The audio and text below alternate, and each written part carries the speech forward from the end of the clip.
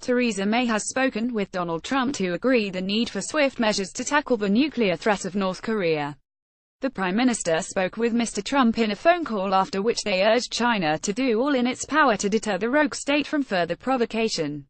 It comes after ministers were warned during their regular cabinet meeting that Kim Jong-un's nuclear weapons are stationed closer to London than they are to Los Angeles. Following the transatlantic call, a Downing Street spokesman said Ms. May said Britain would work with the US and international partners to continue to exert economic pressure on North Korea through further measures including sanctions.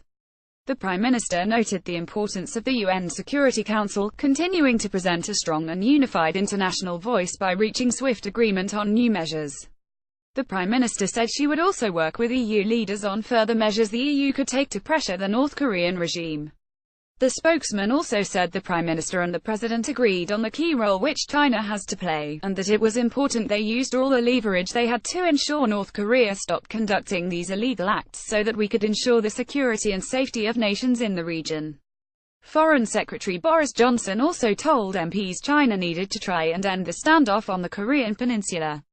He said China, which accounts for 90% of North Korea's overseas trade, has a unique ability to influence the regime, and the House can take heart from the fact that Beijing voted in favor of the latest sanctions resolution and condemned Pyongyang's actions in the most unsparing terms.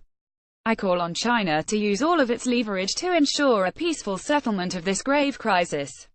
Earlier in the day, Ms. May, Mr. Johnson and other cabinet ministers met to discuss the Ngong situation, during which time they were warned in a briefing that Pyongyang is closer to London than Los Angeles. More about North Korea. Theresa May. Donald Trump reuse content.